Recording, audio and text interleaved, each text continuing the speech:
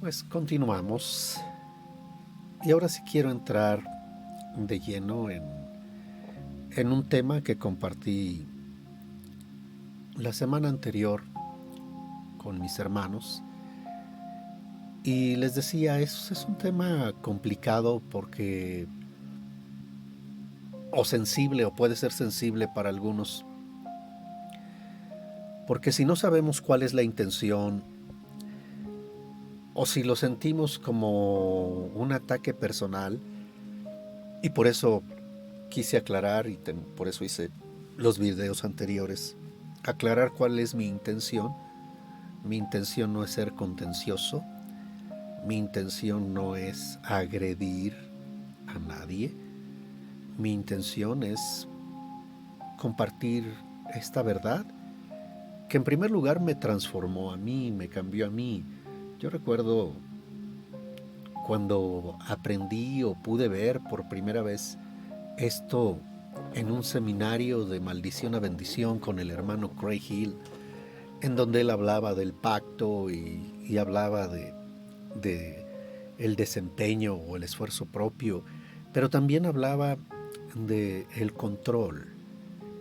Y ahí fue la primera vez que Dios me hizo consciente de esta idea o de esta percepción o de este concepto. Yo hace 8 días lo toqué como un concepto religioso.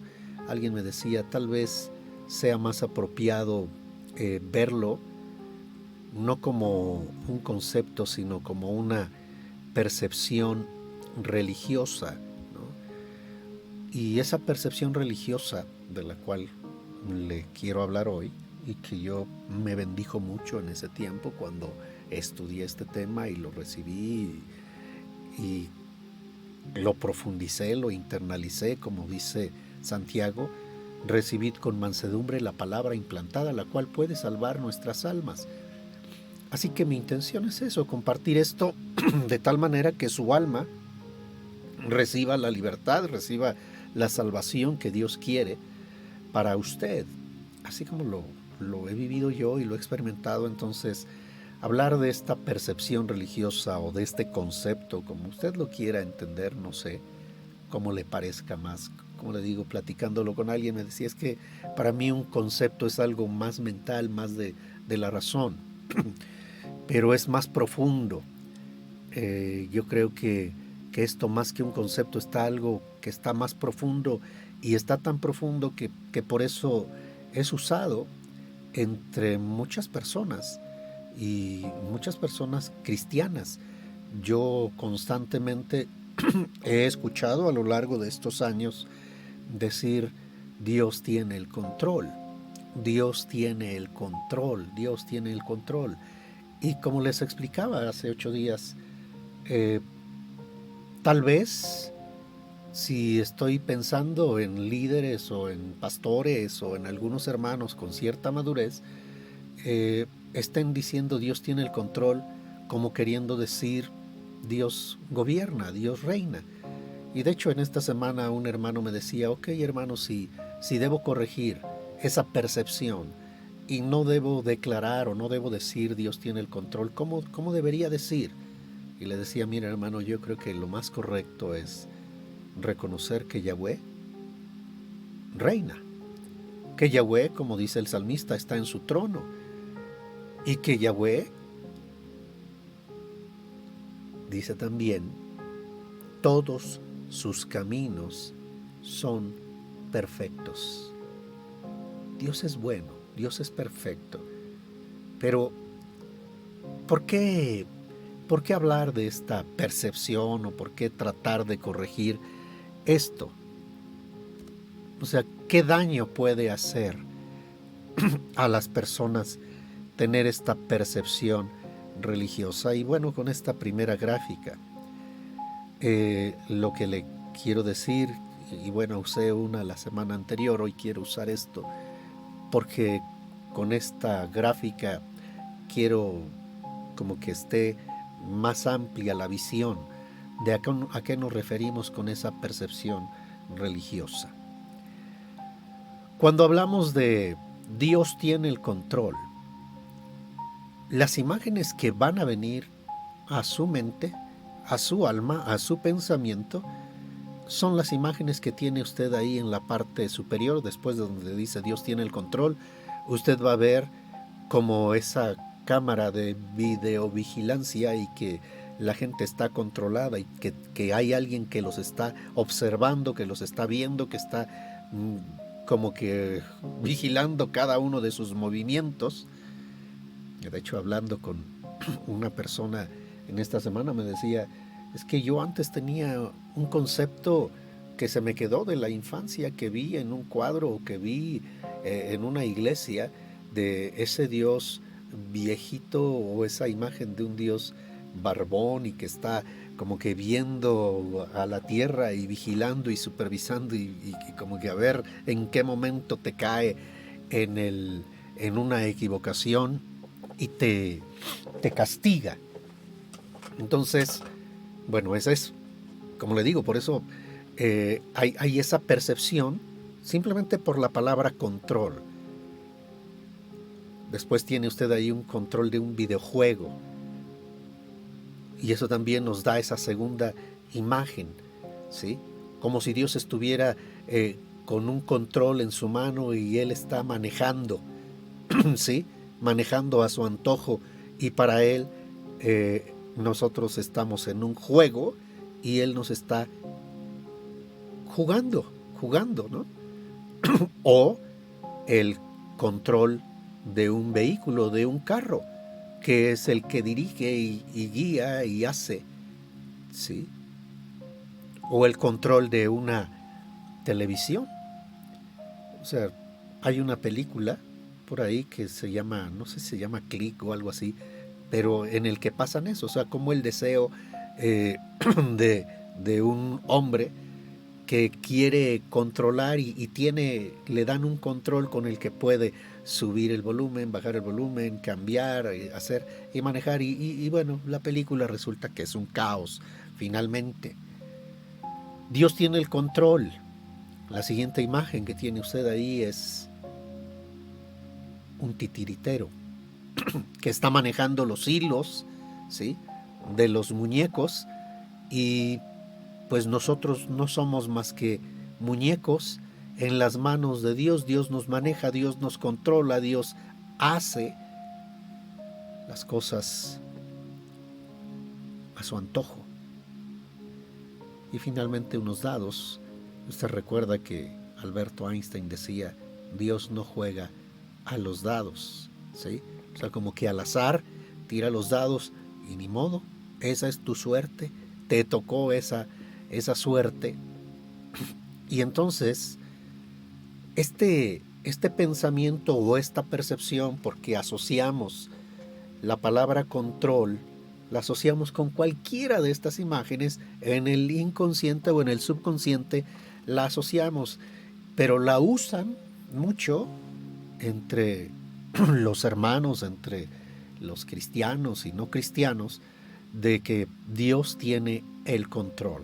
No te preocupes, Dios tiene el control. Y esto, como le decía yo la semana pasada, genera en algunos molestia, enojo, o sea, porque lo asocian con eso, o sea, como que Dios tiene el control. Y entonces, ¿por qué las cosas están como están? ¿Por qué están tan mal? Entonces Dios no está haciendo un buen trabajo, Dios está actuando de una manera incorrecta y hay que, o sea, ¿quién puede corregir a Dios o cómo vamos a corregir a Dios? Y entonces le decía que uno de los problemas en esta situación, en esta circunstancia, es que las personas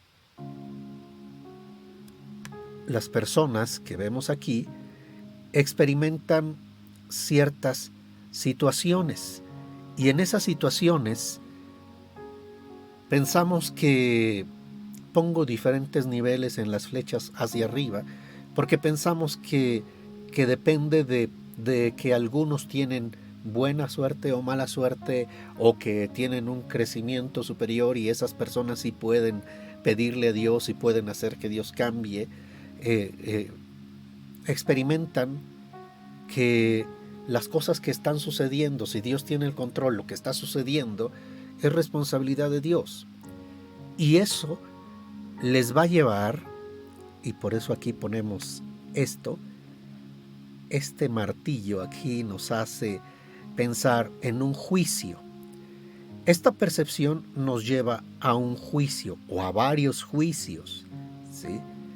De que las cosas que Dios hace son o negativas o son positivas, pero ¿quién lo hace? Dios, porque Dios tiene el control. Y entonces, le decía la semana pasada, esto aplicado a la oración hace que las personas cuando oran tuvieran en su corazón, teniendo en su corazón esta percepción de que Dios tiene el control. Vamos a ver lo que tengo aquí en la parte superior de la pantalla. Les lleva a pensar, Dios tiene que cambiar su actitud o su comportamiento, o Dios tiene que dejar de hacer lo que está haciendo, o tiene que cambiar porque lo que está haciendo no está bien. Dios tiene el control. Oye, Señor, tienes el control, pero mira, esto ya se salió de tu control porque este se enfermó, o porque este se murió, o aquel le falló, o aquel lo asaltaron, o aquel...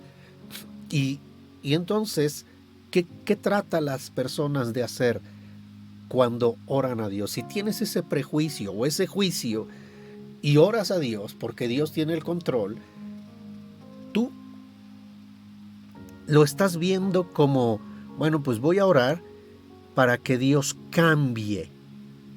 Sin embargo, hermano, cuando vemos la Escritura, en las Escrituras nosotros nos damos cuenta de que Dios en esencia es bueno, que Dios en esencia todos sus caminos son perfectos, y que dice segunda de Timoteo 2:13, si fuéramos infieles, Él permanece fiel, Él no puede negarse a sí mismo, en su esencia y en su carácter. Él es amor, Él es perfecto. Por la misericordia de Dios no hemos sido consumidos, porque nunca decayeron sus misericordias, nuevas son cada mañana. Grande es su fidelidad. Dios es fiel. Aun cuando nosotros somos infieles, Dios no cambia su actitud o su esencia, su naturaleza. Dios es bueno. Nos dice la Escritura en Malaquías 3:6, porque yo, Yahweh, no cambio, es decir, en mi esencia, en mi naturaleza. Por esto, hijos de Jacob, no habéis sido consumidos, porque Dios tiene misericordia, porque Dios tiene gracia, ¿sí? Entonces, Hebreos 13:8 dice, Jesucristo es el mismo ayer, hoy y por los siglos. El problema no está en Dios. Dios no tiene que cambiar. Y en esta percepción religiosa, cuando alguien ora con esa actitud, con ese pensamiento, y que finalmente en algunos casos como que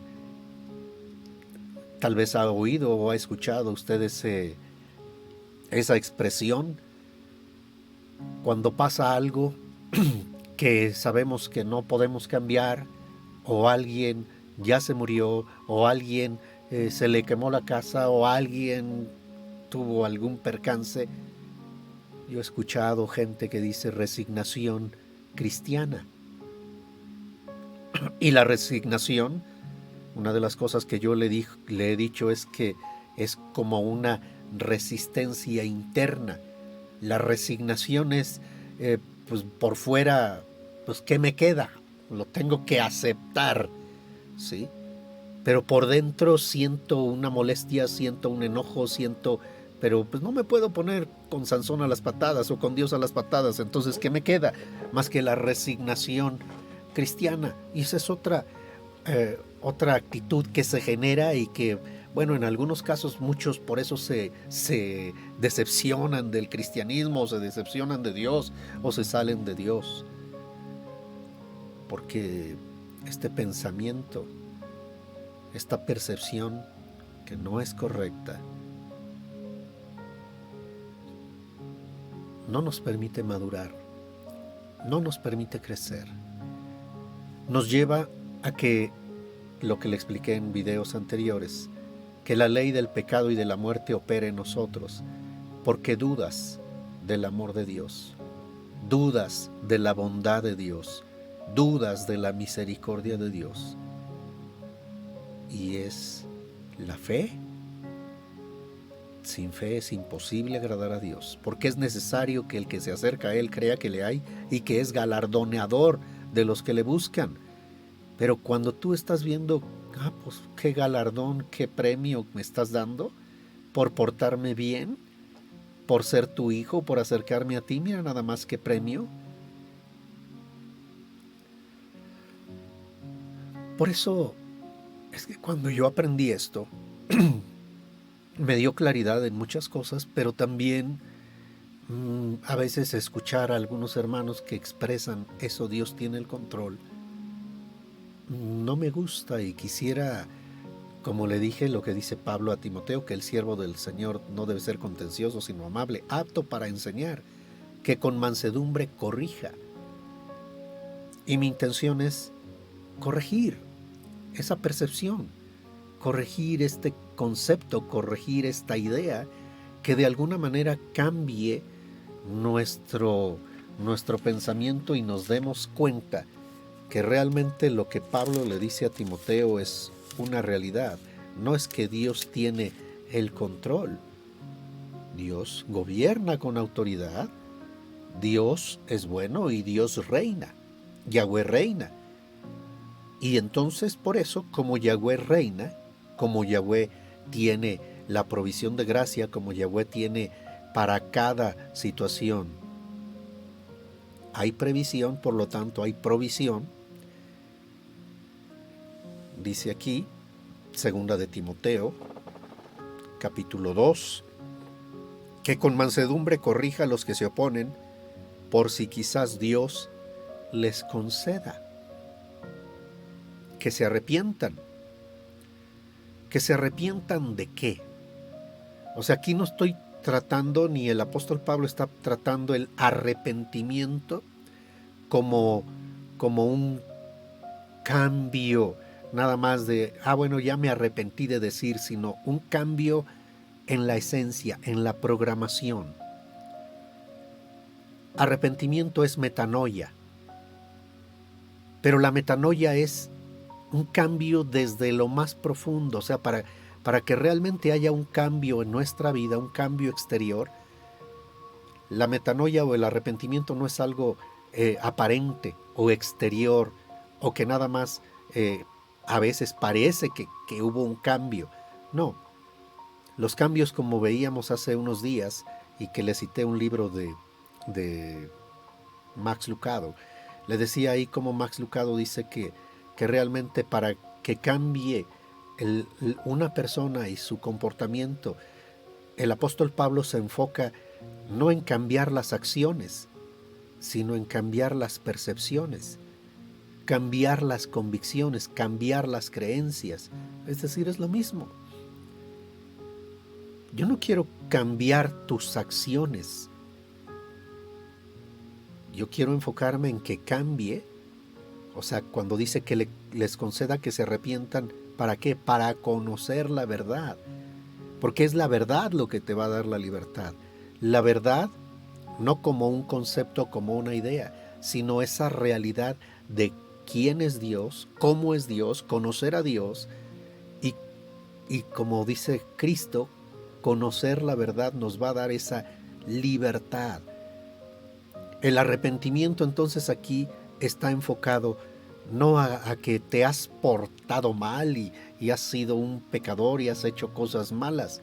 No, el arrepentimiento tiene que ver con la metanoia, el cambio en tu programación, en tu percepción, que en lugar de tener una percepción religiosa, porque impera en ese mundo de la religión o de la religiosidad, y que entres en una percepción espiritual, conociendo la realidad de quién es Dios en su esencia, no en la interpretación o lo que veíamos en el primer video de las doctrinas ajenas o extrañas, No, en su esencia, en su naturaleza, Dios es bueno. Dios gobierna y escapen del lazo del diablo en que están cautivos a voluntad de Él. ¿Por qué están cautivos? Por esos prejuicios o esos juicios que te marqué aquí en este bloque.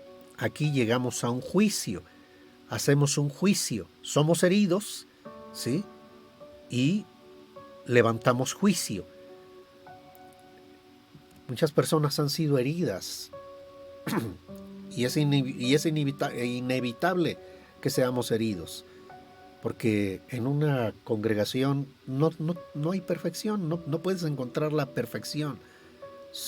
Vivimos, hermanos, que estamos en el proceso de crecimiento y a veces nos podemos equivocar, pero a veces las personas, al ser heridos, lo que sigue, lo veíamos en Rompiendo Lazos que Atan, es que eres herido y levantas un juicio, llegas a una conclusión terminante sobre la situación, sea ¿por qué Dios no me ama?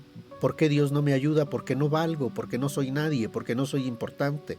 ¿O por qué nadie me hace caso a mí? Y bueno, aquí entramos en un juicio. Pero cuando nos movemos hacia este extremo de una percepción espiritual, entonces tú recibes la semilla, la palabra implantada, la cual puede salvar nuestras almas, y entonces se produce un fruto y una flor y algo que te va a generar vida en lugar de un juicio. Recibes revelación, recibes luz, y de esa manera, en lugar de estar interpretando que las cosas que pasan son positivas o negativas, buenas o malas, tú percibes y preguntas y oras. En este caso, cuando tienes una percepción espiritual, dices a Dios: Señor, no comprendo, no entiendo. Y entonces escuchas el consejo de Eliud que le da a Job en el libro de Job, diciéndole: de cierto conviene que se le diga a Dios: he llevado ya castigo. Señor, enséñame tú lo que yo no veo. Enséñame tú lo que yo no veo. Porque en el primer caso que usted está viendo ahí del lado izquierdo, cuando hay una percepción religiosa, la persona que oró no cambió. O sea, bueno, no cambió para bien, cambia para mal. Cambia para orgullo, cambia para enojo, cambia para resignación, cambia, o sea, pero no hay un crecimiento, no hay una edificación. En el lado derecho, yo no estoy tratando de cambiar a Dios. Yo creo en Dios, yo sé que Dios nos ama, Dios que no escatimó a su Hijo, sino que lo dio en rescate por cada uno de nosotros. ¿Cómo no nos dará con Él, juntamente con Él, todas las cosas? Porque a los que aman a Dios, todas las cosas nos ayudan a bien. No que todas las cosas sean buenas, pero a los que amamos a Dios, todas las cosas nos ayudan a bien. Entonces, ¿qué es lo que Dios quiere enseñarme? ¿Qué puedo aprender de esto que no comprendo? ¿Qué puedo recibir de esto que está sucediendo, que está aconteciendo, y que en lugar de llevarme a la rebelión, al orgullo, a la separación, al enfriamiento, a la decepción, me permita conectarme, acercarme más a Dios? En el lado izquierdo, la gente se desconecta de Dios. En el lado derecho, Dios te responde y se cierra el círculo. Y entonces creces, y entonces maduras, y entonces adoras, y entonces puedes decir como Pablo: dad gracias en todo. Estad siempre gozosos. ¿Pero cómo voy a estar gozoso por eso? Estad siempre gozosos. Orad sin cesar. ¿Pero para qué oro si de todos modos Dios va a hacer lo que se le dé la gana? Orad, no para cambiar a Dios, sino para cambiar mi entendimiento, para cambiarme a mí, no para que otros cambien, no para cambiar a Dios ni a otros, sino para aprender, para crecer, para madurar. Y de esa manera, tú y yo nos acercamos más profundamente a nuestro Dios. Padre, te pido, Señor, que tu palabra, que es medicina, tu palabra, que es vida, produzca aquello para lo cual tú la envías. Tú dices que el siervo del Señor debe corregir, que con mansedumbre corrija, por si quizás Dios les conceda que se arrepientan. ¿Pero que se arrepientan de qué? Es decir, que haya una metanoia, un cambio, una transformación, pero desde lo más profundo del alma, del corazón, en la percepción. Porque no estamos hablando solamente de conceptos mentales, sino algo que está arraigado en lo más profundo de la persona. Y el cambio de programación, podría ser otra palabra para metanoia, es lo que tú quieres. Que la gente, como dices en Romanos 12, os ruego, hermanos, por las misericordias de Dios, que presentéis vuestros cuerpos en sacrificio vivo, santo, agradable a Dios, lo cual es vuestro culto racional. No os conforméis a este siglo, a este mundo, sino transformaos por medio de la renovación de vuestro entendimiento, para que comprobéis cuál sea la buena voluntad de Dios, agradable y perfecta. No podemos comprender la buena, agradable y perfecta voluntad de Dios cuando estamos en el parámetro o en el concepto o en la percepción religiosa.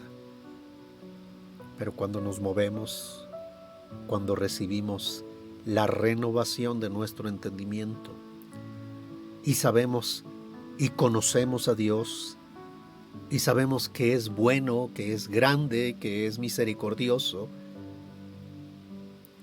eso nos cambia, eso nos transforma y eso nos da luz y entendimiento para comprobar cuál sea la buena y agradable y perfecta voluntad de nuestro Señor, de nuestro Dios, de nuestro Padre. A ti sea la gloria, en el nombre de nuestro Señor Jesucristo.